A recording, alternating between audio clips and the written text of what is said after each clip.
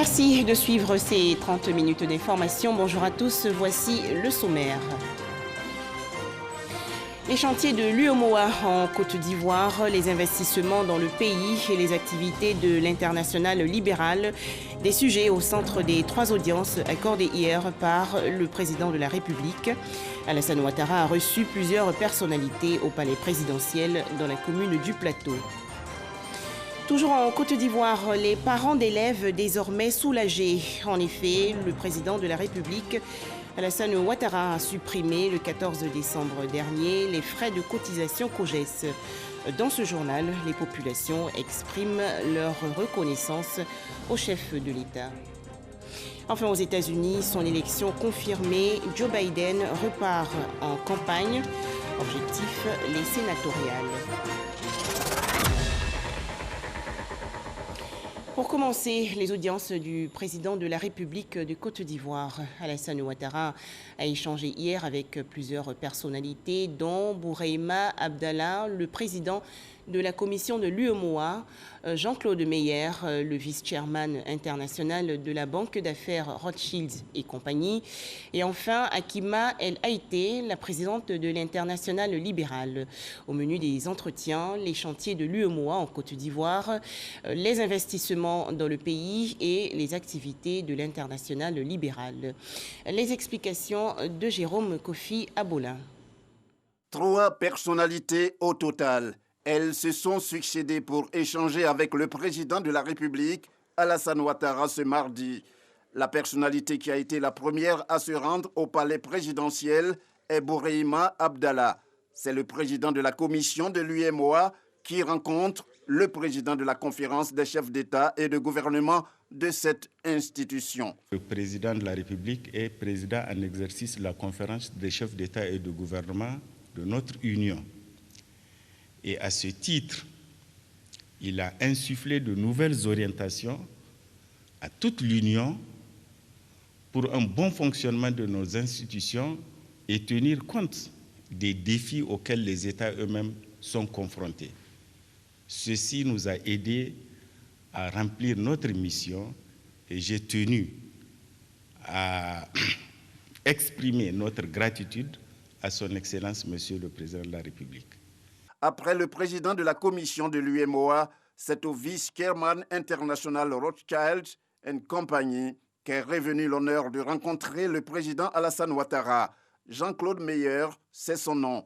Venu faire une visite de courtoisie auprès du président de la République de Côte d'Ivoire pour lui dire notre admiration pour ce qu'il a fait, nos vœux pour son nouveau mandat qui va être sous un jour plus social encore et tous nos encouragements mettant à sa disposition les investisseurs financiers étrangers qui contribuent également au développement de la Côte d'Ivoire. 3e et dernière rencontre au palais présidentiel ce jour, c'est celle qui s'est déroulée entre le président Alassane Ouattara et la présidente de l'international libéral, le docteur Hakima El Haïté. Ici, comme on le voit, c'est une rencontre entre 2 membres de la famille des libéraux. Nous avons abordé le sujet de programmer un sommet nord-sud entre les leaders libéraux du Nord et du Sud. Et Monsieur le Président a été très accueillant et s'est réjoui de cette proposition. Et nous avons également parlé de la création de la Liberal Academy. C'est une académie libérale et démocrate pour former la jeune génération et renforcer les capacités des femmes et des leaders politiques à relever les défis de ce siècle. Des visites au président de la République 24 heures après son investiture. Pour les hôtes du chef de l'État, il s'agit de lui rendre une fois de plus un hommage des plus mérités et lui souhaiter plein succès pour le nouveau mandat présidentiel que viennent de lui confier les Ivoiriens. Dans l'actualité nationale également, ce léger réaménagement du gouvernement hier. Le ministre de la Sécurité et de la Protection civile, le général Vagando Diomandé, qui assurait l'intérim de l'administration du territoire et de la décentralisation, est le nouveau ministre de l'Intérieur et de la Sécurité. À noter aussi la création du ministère en charge de la réconciliation nationale. Ce département est dirigé par Kwadio Konan-Bertin, dit Kakabe. Les précisions du secrétaire général de la présidence de la République de Côte d'Ivoire, le ministre d'État Patrick Hachi. Communiqué de la présidence de la République. Le président de la République, son Excellence M. Alassane Ouattara, a procédé ce mardi 15 décembre 2020 à un réaménagement du gouvernement. Ainsi sont nommés, sur proposition du Premier ministre, chef du gouvernement, ministre de l'Intérieur et de la Sécurité, général Vagondo Diomandé, ministre de la Réconciliation nationale, M. Bertin Kwadio Konan, fait à Abidjan le 15 décembre 2020. L'opposant Kwadio Konan-Bertin, nouveau ministre de la Réconciliation en Côte d'Ivoire, l'ancien député de la commune de Port-Bouët et candidat à la présidentielle du 31 octobre dernier, a désormais la mission d'aplanir les différends entre le pouvoir et l'opposition. Franck Kwadio. Il en avait affiché la volonté le 3 novembre dernier face à la presse lors de son message de félicitations au candidat du Rassemblement des Oufouettistes pour la démocratie et la paix Alassane Ouattara, son désir d'être un acteur disponible pour accompagner le processus de réconciliation nationale dans le cadre du nouveau quinquennat de la Troisième République qui s'ouvre comme une ère plus que jamais axée sur la cohésion et le dialogue entre forces politiques et acteurs sociaux. C'est désormais acté. Kwadio Konan-Bertin, candidat malheureux à l'élection présidentielle du 31 octobre 2020, entre dans le premier gouvernement de la Troisième République en qualité de ministre de la Réconciliation nationale sur proposition du Premier ministre, chef du gouvernement Ahmed Bakayoko. Kwadio Konan-Bertin, Kakabe, 52 ans, n'est pas un novice dans le microcosme politique ivoirien. Déjà dès 1999, ce pur produit du PDCI-RDA, en réaction à la prise du pouvoir par la junte militaire, bien que n'étant pas membre des instances décisionnelles du parti, le PDCI-RDA donne de la voix pour dire non à l'alternance par les armes. La fougue de l'homme l'amène à diriger de 2003 à 2013 la jeunesse du parti et à être membre du bureau politique. En 2015, il ne cautionne pas le refus de son parti de présenter dans la course à la présidentielle un candidat issu de ses rangs. Il y participe alors en indépendant et il finit troisième. En 2020, Kakabe remet le couvert. Il est le seul adversaire du RHDP et il obtient 1,99% de voix. Kakabe, né le 26 décembre 1968 à Lakota, centre-ouest de la Côte d'Ivoire, est marié et père de 4 enfants. Rappelons-le, de 2011 à 2016, il a été député de Port-Bouët, une commune du district d'Abidjan, et il y est encore conseiller municipal. Kwadio Konan-Bertin est titulaire d'une maîtrise en allemand, option communication d'entreprise. Voilà, nous avons tous suivi cette information sur RTI1. Le nouveau ministère en charge de la réconciliation nationale avait été annoncé par le président de la République, Alassane Ouattara, lors de sa prestation de serment le 14 décembre dernier au palais présidentiel dans la commune du Plateau. Les précisions de Mahama Traoré. L'opposition politique et la communauté internationale attendaient des gestes forts du pouvoir d'Abidjan au sujet de la réconciliation nationale. En réponse, le président Alassane Ouattara, nouvellement investi ce lundi 14 décembre pour un nouveau mandat, faisait cette annonce. J'envisage de créer un ministère en charge de la réconciliation nationale dans les prochains jours. Ce département ministériel aura pour mission de faire une évaluation de nos actions, avec pour objectif le renforcement de la cohésion nationale et de la réconciliation des filles et des fils de notre chère Côte d'Ivoire. Personne, même les observateurs les plus avisés, ne s'attendaient à voir cette annonce se concrétiser seulement 24 heures après. Autre effet de surprise, la nomination à ce poste d'un opposant à la personne de Kwadio Konan-Bertin dit Kakabe. Telle une prémonition, Kakabe s'était personnellement investi de cette mission au lendemain de l'élection présidentielle. S'il s'avère que s'impose un désir sincère de réconciliation, alors je serai disponible pour y apporter mon concours. Je vous proposerai très prochainement de nous rassembler non pas dans un parti politique ou un mouvement qui serait la pâle copie de ceux qui ont fait faillite et ne servent aujourd'hui qu'à servir l'intérêt de ses chefs. Je vous proposerai une maison commune dont les portes et les fenêtres seront ouvertes, ouvertes aux idées, ouvertes aux talents, ouvertes aux bonnes volontés. Aux côtés du Premier ministre, le ministre de la Réconciliation nationale va également s'atteler à la reprise du dialogue politique avec l'opposition dans la perspective des élections législatives dont la tenue est prévue dans le courant du premier trimestre 2021. Dans l'histoire de l'exécutif ivoirien, c'est le grand retour d'un ministère spécialement dédié à la réconciliation nationale. Un autre avait existé entre 2003 et 2010. Toujours en Côte d'Ivoire, les parents d'élèves largement soulagés après l'annonce faite le 14 décembre dernier par le président de la République, Alassane Ouattara, lors de sa prestation de serment. En effet, dans son discours, le chef de l'État a déclaré que dès janvier 2021, le gouvernement et les collectivités locales vont prendre en charge les frais des COGES, les comités de gestion des établissements scolaires dans le primaire et dans le secondaire. Walter Amadou. Dans leur fonctionnement, les COGES ont du mal à obtenir l'adhésion de tous les parents. Souvent, les parents n'ont pas souvent les moyens pour pouvoir payer la COGES. Ça crée souvent les histoires. Souvent, on met les enfants au dehors. Vraiment, ce n'est pas joli à voir. Chez nous, le droit de COGES est à 3 000. Mais souvent, on confond le droit de COGES et le frais annexes. Parce que chez nous, ici, ça fait 8 000 francs, 3 000 francs COGES, frais annexes 5 000. Les 5 000, c'est les t-shirts. Les t-shirts que les parents eux-mêmes viennent payer pour récupérer pour les enfants. On a 1 200 élèves, soit à la fin de l'année, on a seulement peut-être 300 enfants qui payent. Alors que quand on fait 300 enfants multipliés par 3 000, on se retrouve à 900 000 francs CFA. On n'arrive même pas même la moitié du budget. Le salaire du gardien qui est 30 000 francs par mois, multiplié par l'année 12 mois, ça fait 360. Vous voyez qu'on a des difficultés. Face à ces difficultés, mieux pour soulager parents et responsables de COGES, surtout pour contribuer au calme et à la quiétude à l'école, le président de la République, Alassane Ouattara, vient d'annoncer la prise en charge des frais COGES par le gouvernement dès janvier 2021.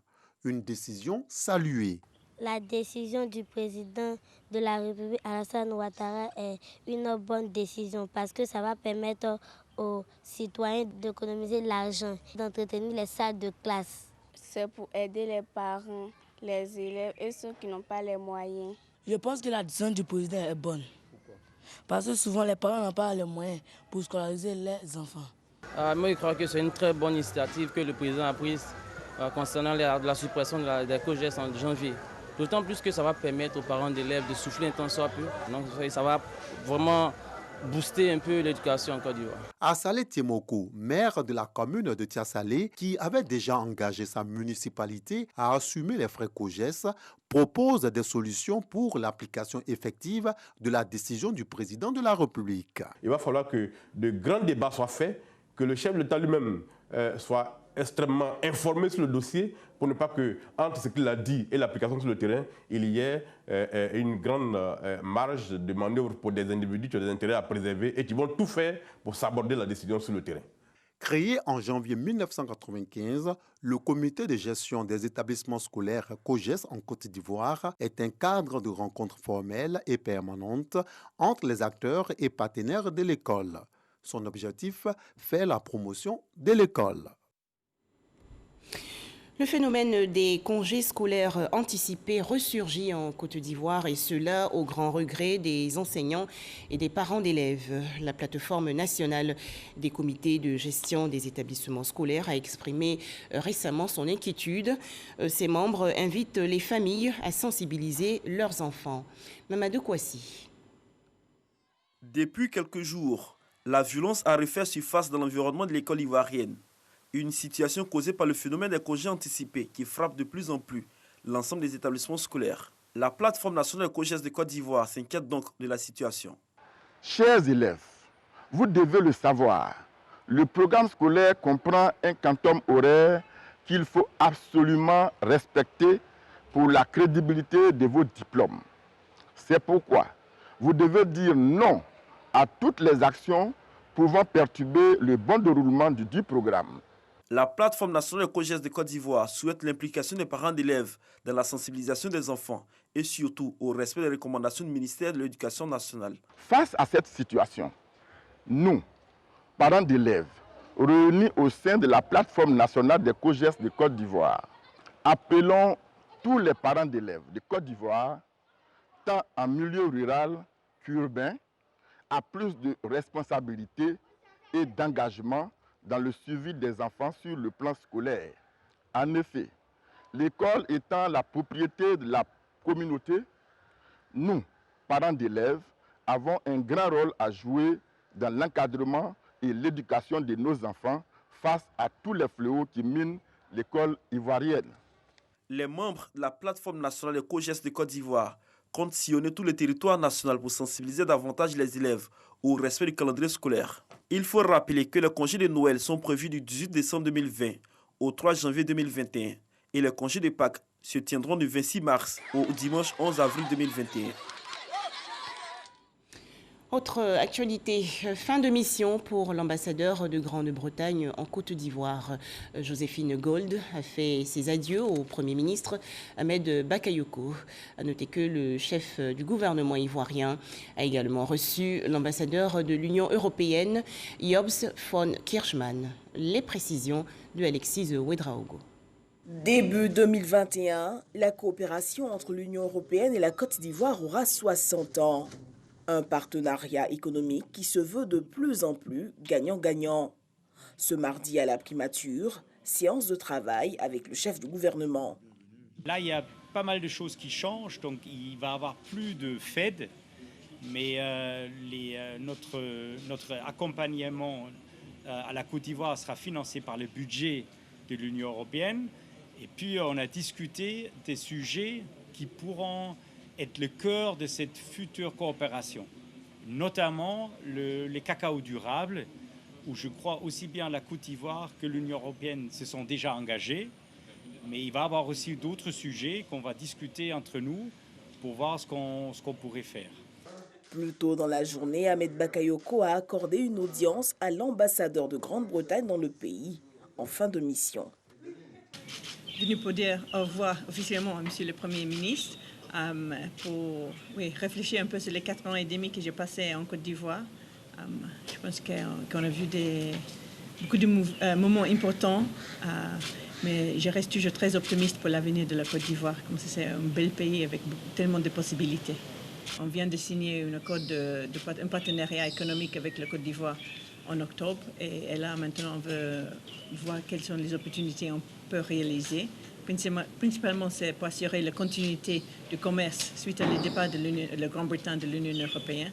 Mais aussi, ça offre beaucoup de possibilités aussi pour augmenter les exportations ivoiriennes vers la Grande-Bretagne.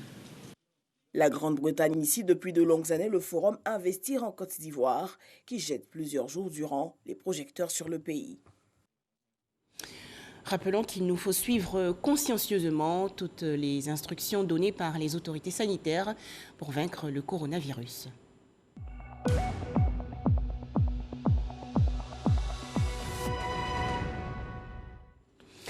12 nouveaux cas de maladie à coronavirus ont été enregistrés hier en Côte d'Ivoire par le ministère de la Santé et de l'Hygiène publique. Le bilan ivoirien fait actuellement état de 21 717 cas confirmés de coronavirus, 21 335 personnes guéries, 133 décès et 249 cas actifs. Le monde entier en guerre contre le coronavirus, alors que des campagnes de vaccination ont commencé dans plusieurs pays, notamment aux États-Unis et au Royaume-Uni. L'Agence européenne du médicament se retrouve sous la pression des pays européens, ces derniers souhaitant commencer la leur. Cette structure devait se réunir pour en décider le 29 décembre 2020, mais c'est finalement le 21 décembre prochain que la décision sera prise. De l'eau potable à profusion pour les populations de Côte d'Ivoire, c'est l'une des priorités du gouvernement. Et pour atteindre cet objectif, Les acteurs du secteur de l'eau ont participé il y a quelques jours à un séminaire de renforcement des capacités dans le district d'Abidjan. Les précisions de Eugène Atoubé. Venus des 31 régions et du district autonome d'Abidjan, les acteurs du secteur de l'hydraulique renforcent leurs capacités managériales et techniques au centre des métiers de l'eau de Yopougon.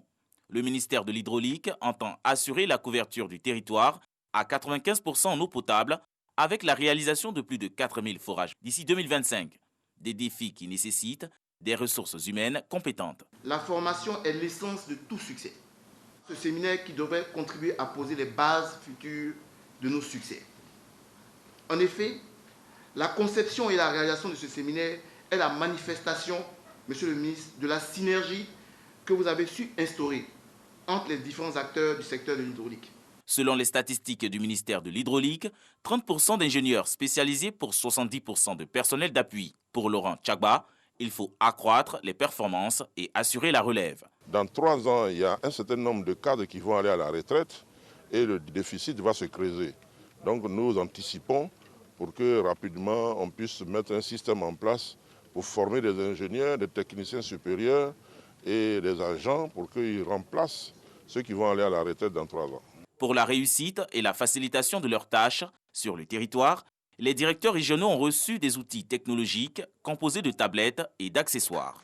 Cette rencontre, qui s'étend sur 3 jours, a été financée par le Fonds de développement de la formation professionnelle.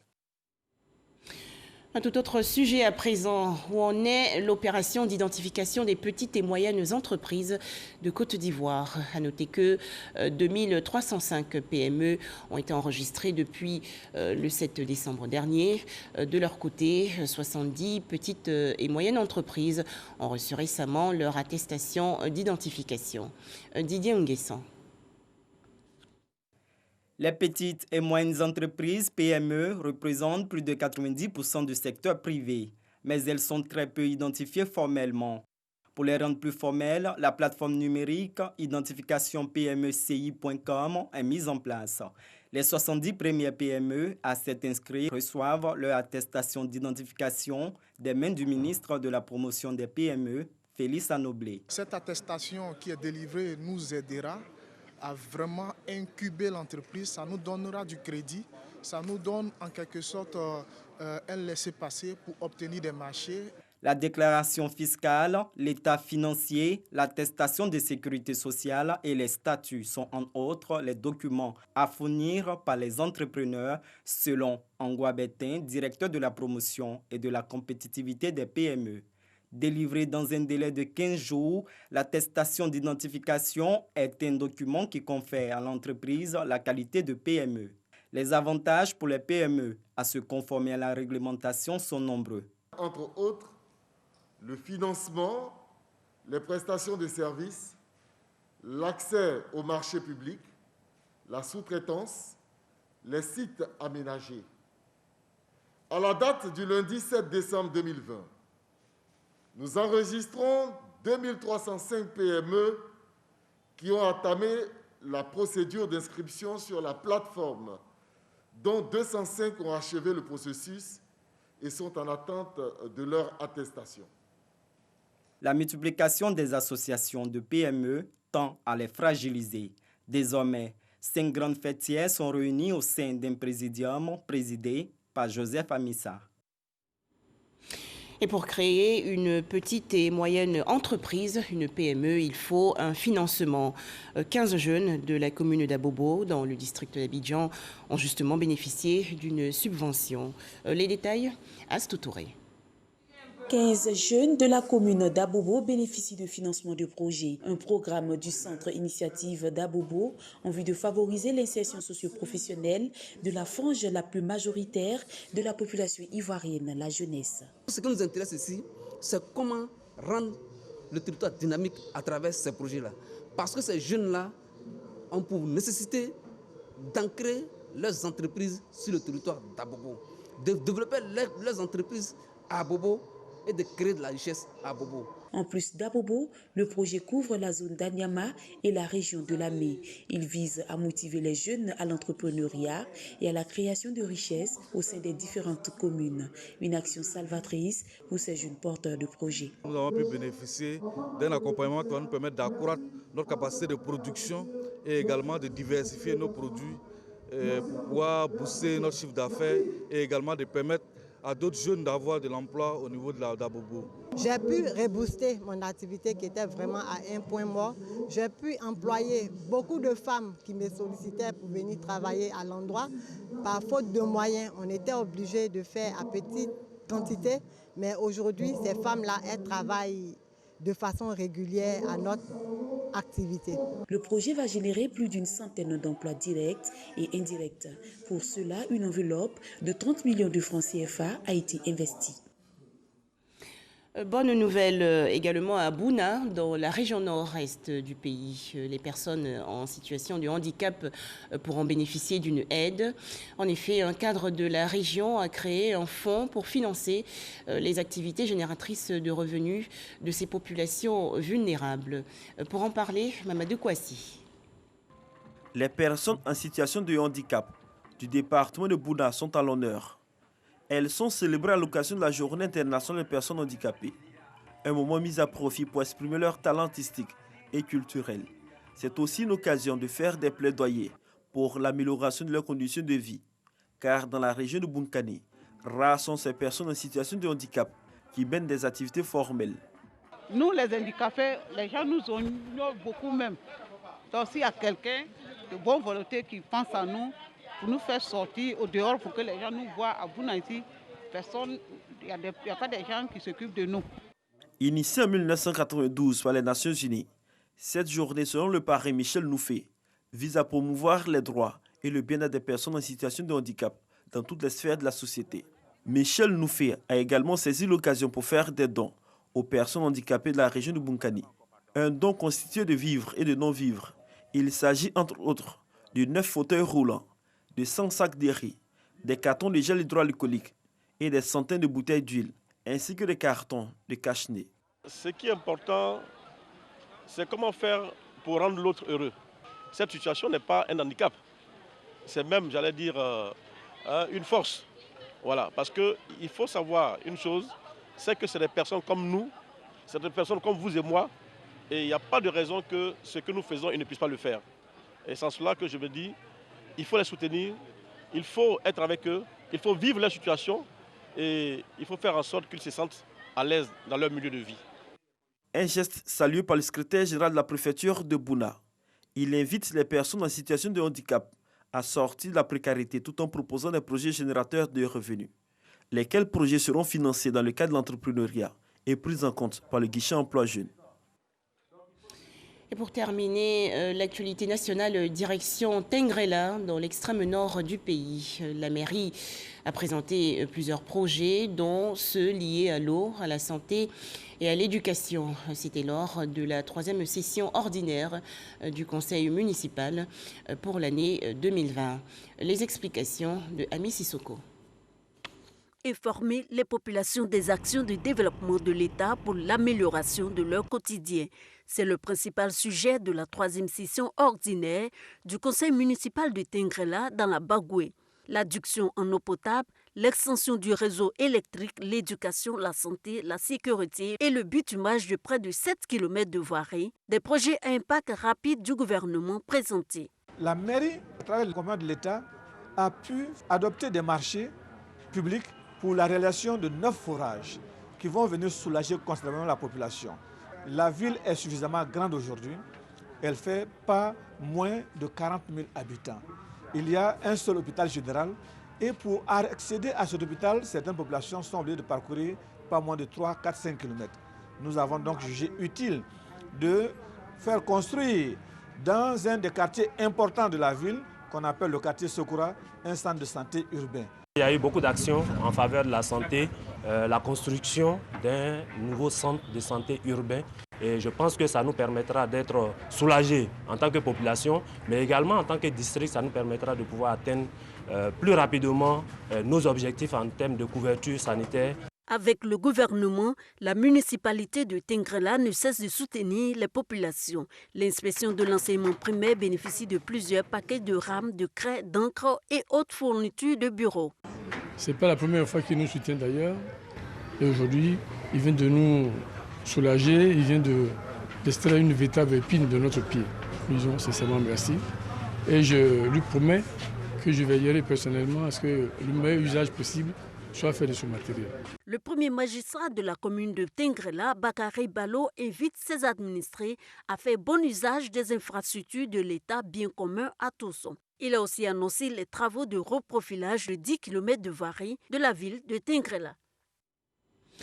Enfin, aux États-Unis, le nouveau président élu Joe Biden repart en campagne. Au lendemain de la confirmation de sa victoire par le collège électoral, Joe Biden s'est rendu en Géorgie, dans le sud du pays, où doit se tenir une élection sénatoriale le 5 janvier prochain. 2 sièges sont à pourvoir et le Parti démocrate doit les emporter tous les deux pour obtenir une majorité à la Chambre haute. Voilà, merci de nous avoir suivis. Excellent après-midi à toutes et à tous.